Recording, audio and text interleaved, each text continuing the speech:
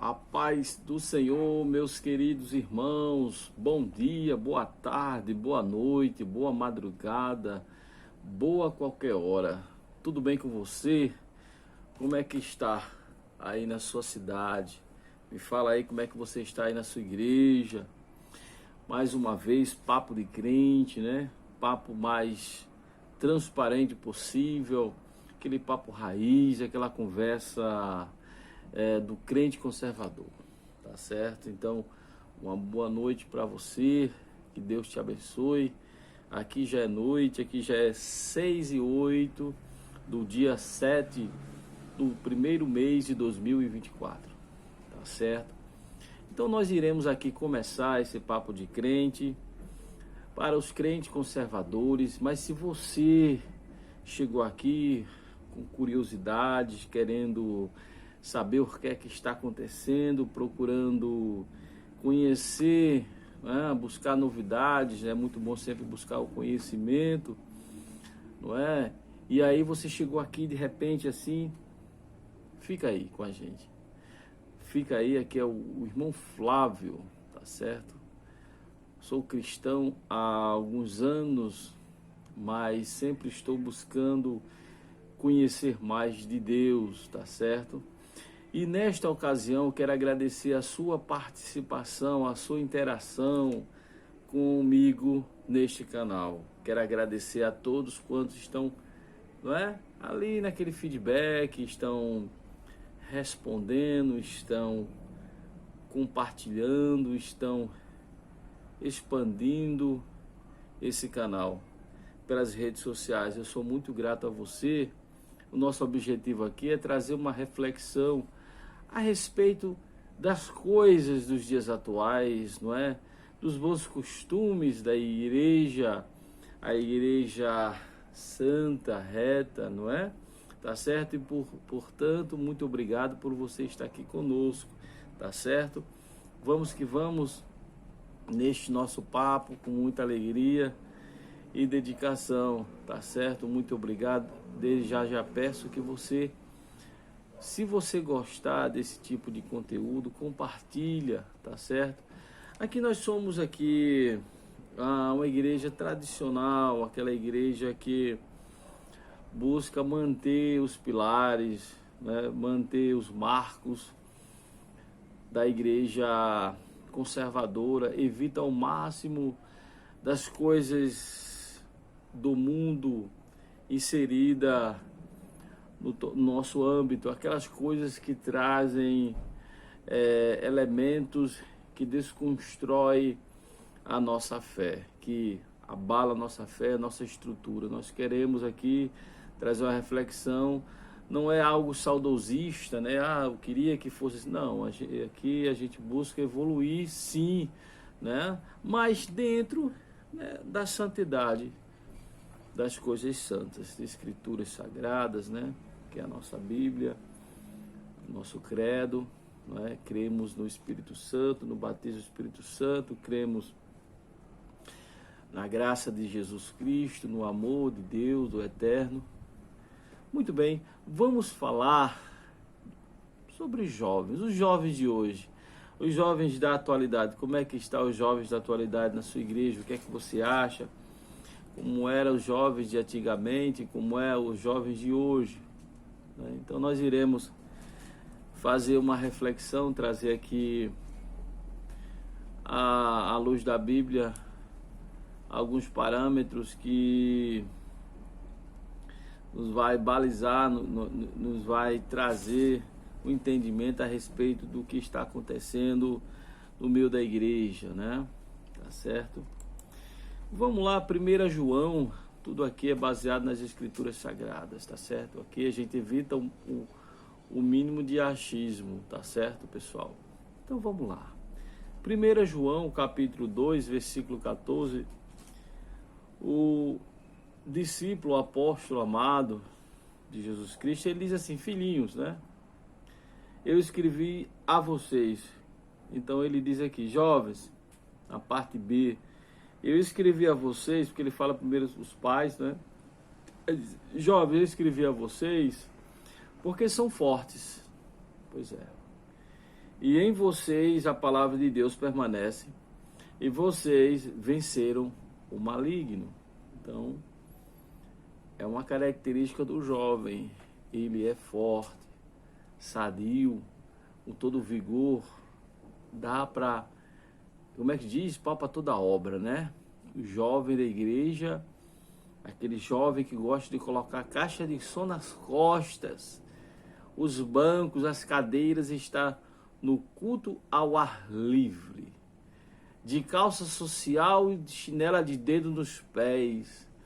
Jovem que faz questão de vestir uma roupa com gravata, que quer fazer a obra de Deus, não importa aonde, tá certo? Então, eu lembro muito do interior, tá certo? Vamos lá, deixa eu ver aqui, o chamado de Isaías, Isaías capítulo 6, versículo 9. Isaías viu o Senhor e o Senhor chamou Isaías para ensinar o povo de Judá. O jovem tem que ter sabedoria, né? Conhecimentos. Isaías advertiu Acais, rei de Judá, e não se aliar à Síria e a Israel contra a Síria, né? Há um chamado para profeta de Isaías. Os profetas sempre pagaram um preço alto, né? Então eram jovens e Deus chamou para uma obra puxada, né? Que é buscar o zelo pela obra de Deus. Durante o reinado do rei Josias, Deus chamou Jeremias, capítulo 1, versículo 6. Explicou a ele que havia sido pré-ordenado a ser profeta para as nações do mundo e pregar arrependimento ao reino de Judá ao sul. O povo havia rejeitado o Senhor e estava adorando a outros deuses. Pois é, Jeremias também foi chamado para esse fim. O trabalho dos profetas jovens não era fácil, não é? Ele já começava no fogo, na batalha. Não era tão simples assim. Daniel, vamos lá aqui em Daniel. Daniel diz o que? Devido à sua fidelidade, ele começou a fazer a vontade de Deus. Foi chamado de o homem muito amado, não é? Então Daniel também foi chamado logo no início do seu ministério, foi chamado para fazer uma grande obra de Deus, né? A obra que você conhece lá no... Então, voltando aqui, lá no livro de Daniel, no capítulo de número 1, no versículo 8, né? Daniel, ele pôs no seu coração não se contaminar com as coisas do mundo. Então, nós temos aqui uma história linda, maravilhosa a respeito deste jovem, né? Daniel e seus companheiros são fiéis à lei de Moisés, desde o princípio, né? Então, por revelação, Daniel interpreta o sonho do rei, né? Tá aqui. Sadraque, Mesaque e Abednego recusam-se a adorar a Deus, adorar a imagem de ouro do rei Nabucodonosor, e por isso eles sofreram dano, não é?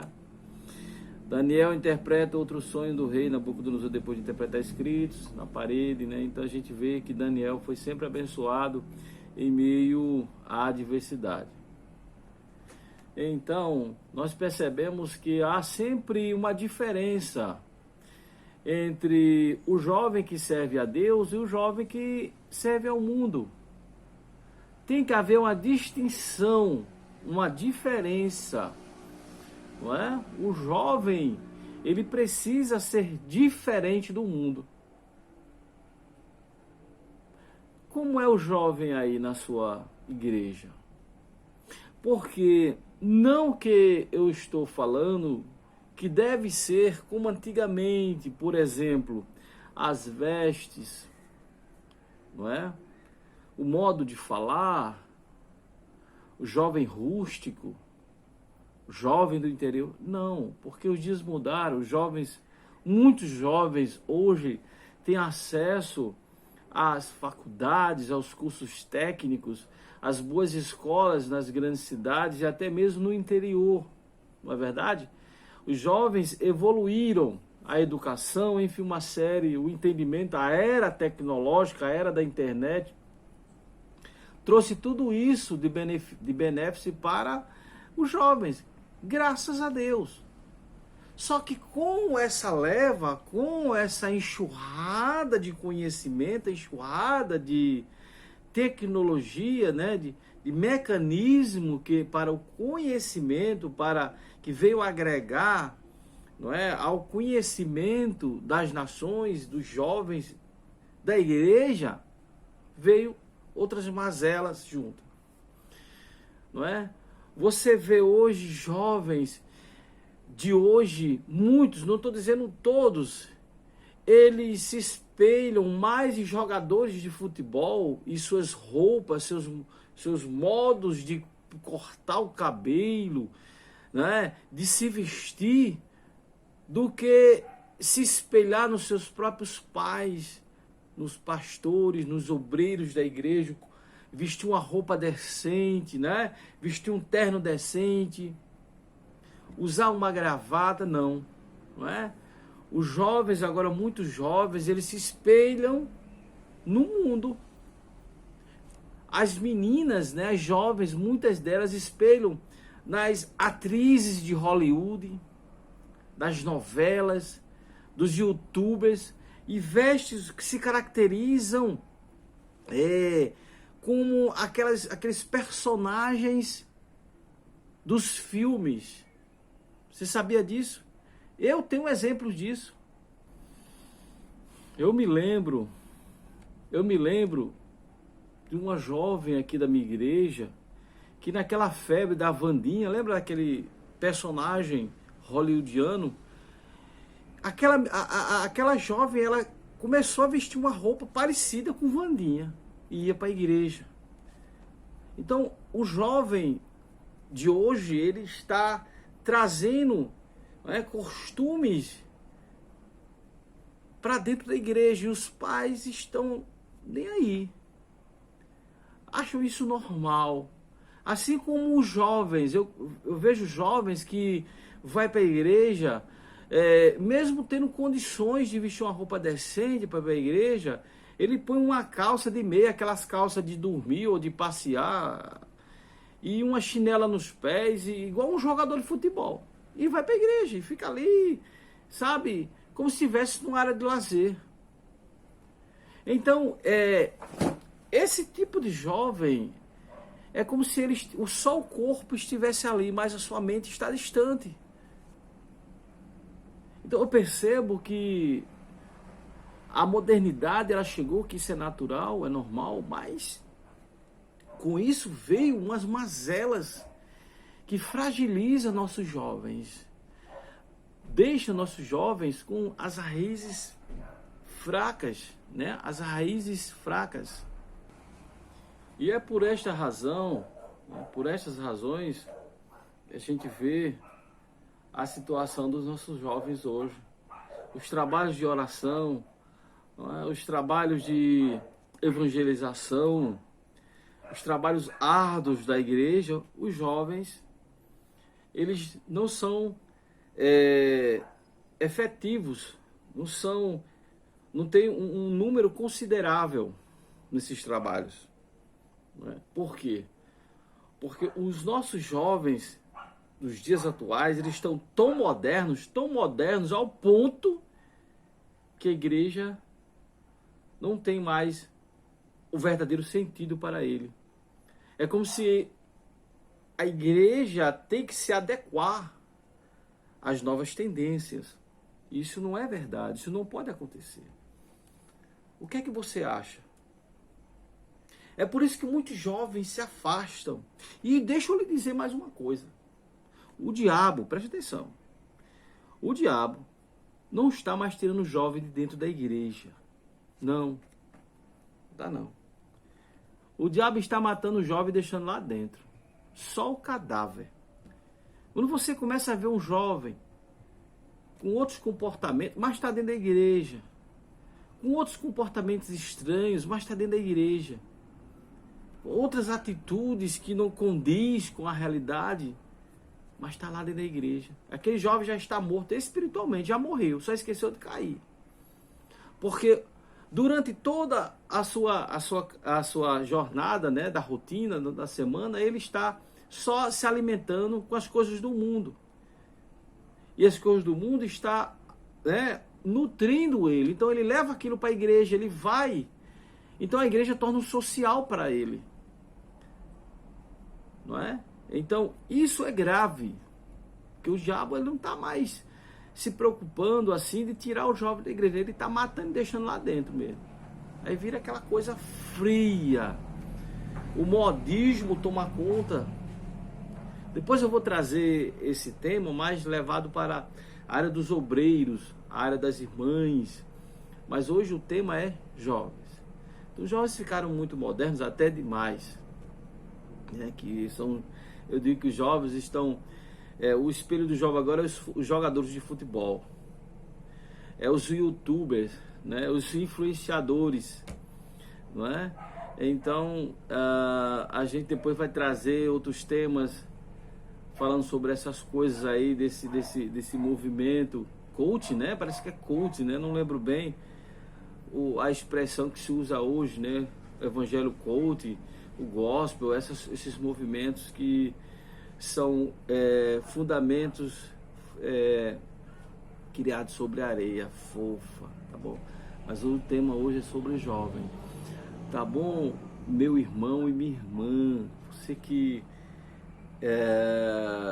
está aí conosco nessa batalha, ore mais, chore mais, busque mais, converse mais com os seus garotos, as suas meninas, faça os cultos devocionais em casa, tá certo? Reúna-os na sala, faça-os entender a diferença, né? A diferença entre a igreja, o jovem santo, o jovem fiel a Deus. Ele pode se modernizar, óbvio, mas não se transformar-se, não é? Desfigurar o seu perfil de cristão, mas se manter modesto, não é? Modesto, vestir uma roupa decente, não copiar o mundo. Você vê como é que o mundo se veste. As calças dos jovens são super apertadas, delineando, né, suas formas. Olha, talvez você não goste, mas aqui é um canal conservador, tá certo? Eu respeito sua opinião. Você pode chegar aí e deixar embaixo no seu comentário: eu não gostei. Eu quero só que você comente: eu não gostei. Você gostou, dê um like. Se você não gostou, pode também deixar, mas comenta alguma coisa. Se você gostou, siga a gente, siga nosso canal e dê sua opinião. Diga pra mim, perdoe aí, caiu água aqui. Diga pra mim qual é o tema que você quer que a gente venha abordar aqui, porque é muito revoltante. A gente deixa acontecer, as coisas estão indo, né? A enxurrada de costumes aí, de modismo dentro da igreja, tomando nossos jovens, e a gente vai empurrando com a barriga. Porque o pastor, com certeza, o pastor dá a doutrina, o pastor, ele prega a palavra de Deus, mas quem tem que tomar as rédeas são os pais. É a mãe, é o pai. Eu conheço casos, porque assim, deixa eu dizer uma coisa para a gente finalizar aqui, né? Como é que o diabo age na vida de um jovem? Não só de um jovem, mas de muitos de nós.